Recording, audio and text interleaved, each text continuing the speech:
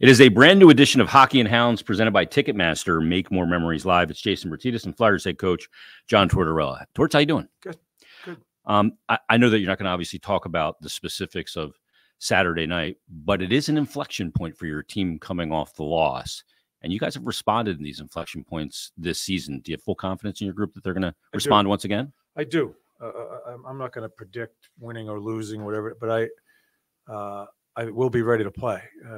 I think it has been, and I've said it all year long, after the first month or so and seeing this locker room, I think they hold each other accountable. One of the biggest things for a coach in a coach's job is assessing players. If players don't assess themselves properly, that's when a coach needs to, right? Mm-hmm. And that's where you may end up in some conflict. I think they assess properly. Just had a meeting with them, talking about certain stuff, and they have assessed it properly. So I just think the room has grown, and you can worry about other stuff. You know, there's so many things that go on. Assessing, I think they understand and they're honest with themselves about their play. Yeah, that relieves some of the bandwidth from you and having to do that. Especially, we're 6.5 months in now. Yeah. For you to not have to do it as often, it makes messaging in other ways better. Absolutely. And if we're trying to get to the end game as far as winning championships, competing in playoffs and winning championships, you don't get there if the room doesn't self-sustain. Yeah. It can't be the coach being in there. And little by little, I've stepped out of there, and hard to do for coaches sometimes. It's relinquishing power. Yeah, but it empowers them. Yeah. And I think it's a huge part of the process for us we're in right now. Sometimes you can see that a game like that Tampa game is coming for a team. That wasn't the case here. Yeah. You play a really good game in Florida, tight game, a lot of pressure against the top team in the league, and then that happens. Those one-offs, do they kind of drive you a little bit more crazy? Yeah, well, you know what? I look at it this way sometimes. When you could tell, I don't think Urs was on. I don't think we were on. I think some crazy stuff happened in the beginning of the game as far as I thought some of the officiating, some of the things going on there. But it may sound stupid. Sometimes you need to get spanked. Yeah, right. I said that in post game. Instead of losing 3-2, you climb, or we're down 4-0, you lose 5-3. You crawl back in and you end up losing 5-3. Sometimes you need to get spanked, and it probably helps you moving forward. So I'm going to put that on that list and see where we go from there. If it's 5-3, the other team lets their foot off the gas. Yeah. What's real about it and what's not? Yeah, you know? and it's just garbage time, I think. So, so sometimes it isn't. It's only 2 points. We lost 2 points. Yep. You know, just because you let 7 in and you stink, it's not like they take 4 points from you. So now you get ready to play your next game. And it could have a different effect moving forward. Yes. Let me ask you, 65 games into the season, you've been with these guys for 6.5 months. Does your messaging change at this point? Because you guys have, all of them, been around each other and they travel together. It's such a tight group. Does your messaging change? Does it alter as the season goes on? The biggest change in our messaging as a coaching staff to our team is now we're with you. I think coaches sometimes have to be at you. We have to coach you. We have to hold you accountable. We're always going to hold them accountable, but it's in a different vein, right? You're pushing and prodding and kicking and trying to get him to play at a level. An individual player, you sit him, all the things that go on and trying to get your team to play at the highest level. We've done that. Now, to me, it's kind of clearing the books. We want to get out of your way. We want to get all your obstacles out of your way. What can we do to help you? Yeah. I do think this is the time. For me, it's usually a little bit further in the year when you're getting near playoffs. You know, we haven't been there. I'm not sure what happens here. I think it's for this team and the process we're in right now and all we've gone through this year, it's time to be with them. And I just had a meeting. I want to help. Yeah. Rocky, Shazi. If you have a problem, you got a bitch, come to us. Tell us get it out. Yeah. Let's clear our minds so each and every day you can be the best version of yourself you can be. And we should have no secrets. We should have no bitching under your breath. Say it to me, and we'll solve the problem. So take everything head on. Yeah. And I think that's being with them.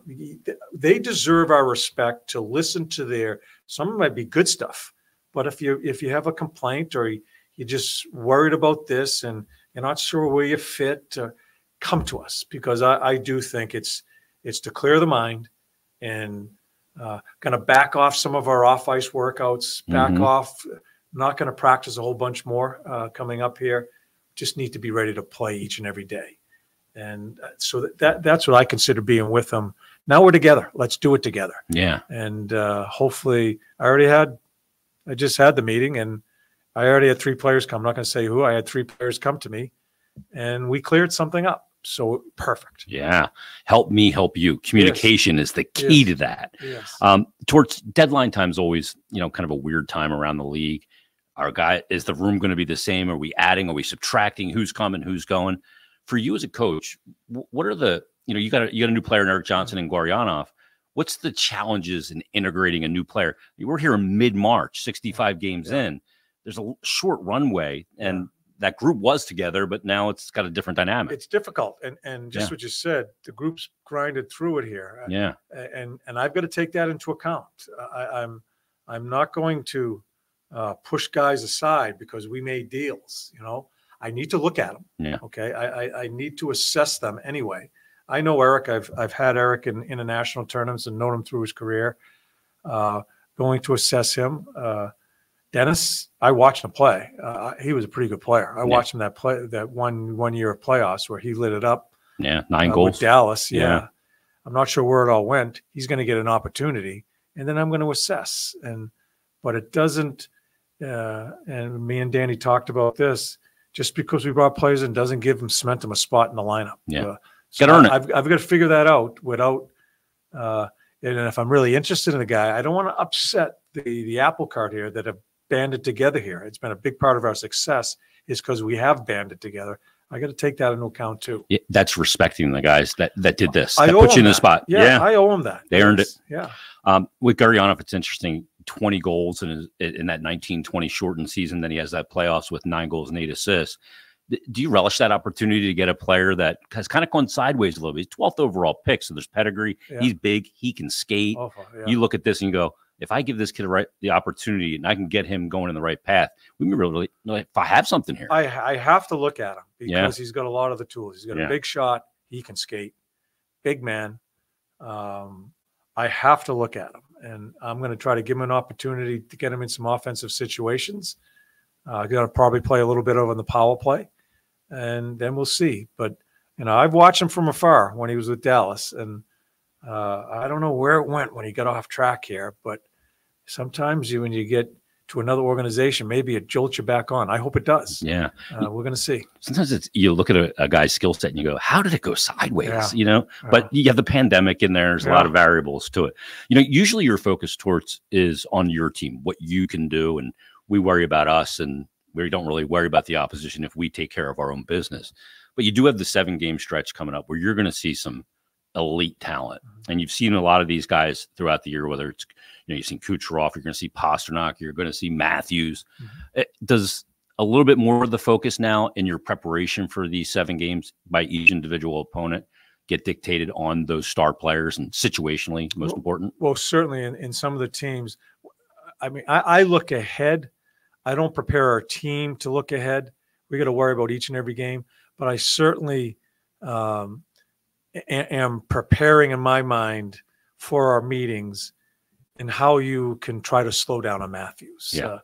We did it. We try to do it with Kucherov on the power play and 5-on-5 play. When you get into some of the teams with the Pasternak, there's certain areas I said Pasternak's always at.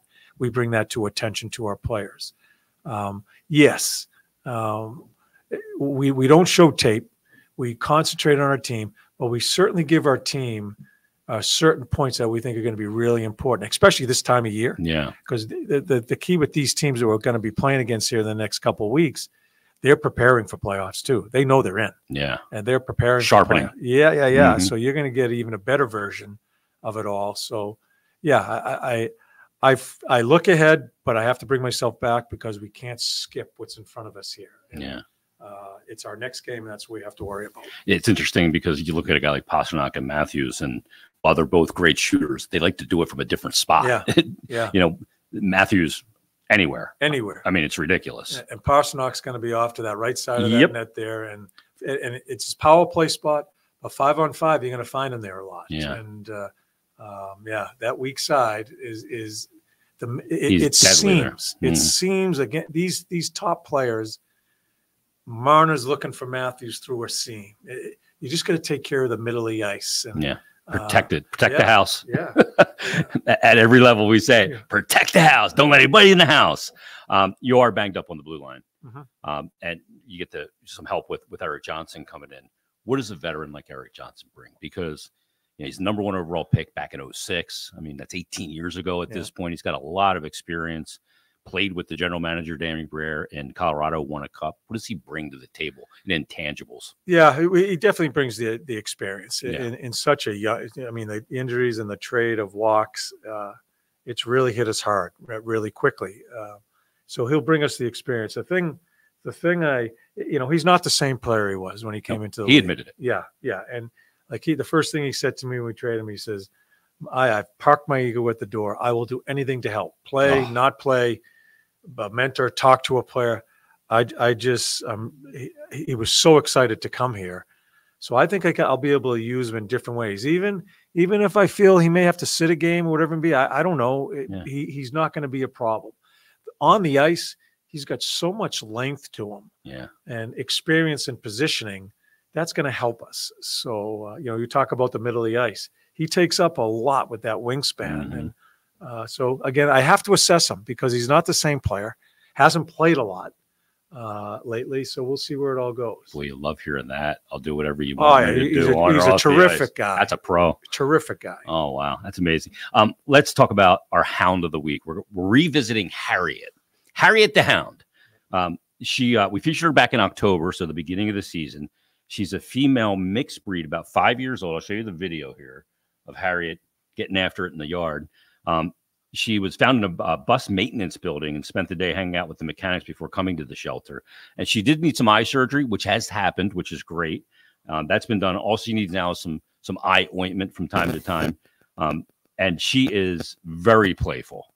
And this dog, one of her previous foster parents, coined the nickname Miss Roly Poly because she'll lean into you when you're scratching her. And she's only 50 pounds, but she can make that 50 feel like more than 50. Good power. I love her markings. Beautiful color. Yeah, she hasn't missed a meal. They're taking good care of her out there. That's for sure. And, you can see her whole demeanor. And eye surgery has been completed, right? Yep. Yeah, everything's good. Yeah, so, oh God, and she's good with other dogs because she leans in. I love that. Yeah. That's when they're good with other dogs, and it's such a beautiful animal like that. I mean, look at her markings. Yeah. That should be and someone needs to grab her. And this is our second time talking about her, huh? She needed that surgery. That's one thing we need to point out too, that the PSPCA and PAWS, when a dog needs medical treatment, they get medical treatment. Yeah. So that's a great thing. Yeah. We'd love to find an adopter who can commit to her training and be patient, working through some of her initial stresses. Like the dog changing environments can have stresses. Talk about that. You were talking about before off air about what would be really good. You explain it. Yeah. To schedule a dog meet. Yeah. Meet the dog, go to the dog park. If you have an animal in your house already, another dog, schedule a meet. Let them meet. See if there's a good combination in there and they get along, because that'll allay a lot of people's fears. Yeah. Bringing another dog into the home. It gives her, this is a her and a him, if it's a male, a fair chance to let them show you what they really are, because in the shelter, it just doesn't happen that way. Right. And, just in the park, like you said, but let them walk around. Yep. And, I sniff each other's butts and see if it's good. Yeah. Just be dogs. Be dogs. Yeah. And, so I hope we get some calls on her, and because she looks beautiful. Yeah. Harriet's an absolute beauty. For more information and adoption information, go to the Hockey and Hounds homepage at philadelphiaflyers.com/hockey and hounds. And also Carnival coming up on Sunday. Yeah. It'll be a great day at Wells Fargo. Fans can come meet you at the Hockey and Hounds experience. That's this Sunday, the 17th. Your chance to meet the Flyers head coach, take photos, and get to meet adoptable dogs. We have dogs there, which is going to be a lot of fun. And there's 2 Hockey and Hounds sessions, one from noon to 1 p.m. and one from 2 to 3. You did it last year. Yep. Great time Yep. hanging out with the dogs. Yep. You're always more comfortable when you're with dogs. Yeah, because I'd rather be with them. As we talked last week. Yeah. There's just something that kind of takes your edge off when there's a pet around, isn't there? I just think it's therapeutic. Yeah. I really do. I think they're so smart, so intuitive, and and all they got animals, so much to give too. Oh, you know? yeah. And this is why the dogs and we're beyond cats and all animals. Well, we're talking about they're so loyal, and this is why we have so many problems with dogs being abused and because they keep coming back. Yeah. Because you're my owner, no matter what you're doing to me, I'm coming back to you. I mean, that they're just so loyal. Yeah. It's such an unbelievable trait that they have. And I think it puts them in a jam sometimes with some people that just simply will not take care of their animal. Yeah. You can purchase your tickets at flyerscarnival.com. Then head over to the sign and snap page to book your Hockey and Hounds experience. Again, that's coming up this Sunday, and all the adoption info at the Hockey and Hounds homepage at philadelphiaflyers.com/hockey and hounds. Last thing for you. You've got this really important stretch of games between now and it's basically a month left in the regular season. The Wells Fargo Center is transformed this year, and there's a vibe in the building again. I want fans to come out to these games and be a factor. Yeah. Like get in there, get excited. It's going to be nice outside, tailgate outside. Yeah. Just enjoy this because this is the reemergence of this team and its rightful place in the city. Yeah, I hope they do because the weather's getting nicer. Yeah. I know there's a lot of tailgating going on across the street during the football season. Oh, yeah. I hope we can grab a piece of that property in our parking lot and have people enjoy that part of it. That's a big part of what we're trying to accomplish here is to get that feel back as a Flyer. Mm-hmm. And even before you get in that building, some of the things that you do outside the building, that made this organization famous back in the day, as far as the loyalty of the fans. So, we're step by step. Yeah, we got work to do still, but you can sense come along for the ride, though, right? Yeah, and I'll guarantee them we're going to try. Yeah, we're trying to do it the right way, and they don't realize how important they are as far as their effort and their emotion that they bring to the building for our team. Yeah, no doubt about it. That's another edition of Hockey and Hounds. We'll talk again next week. Torts, thanks for doing this. Okay, man. Be well.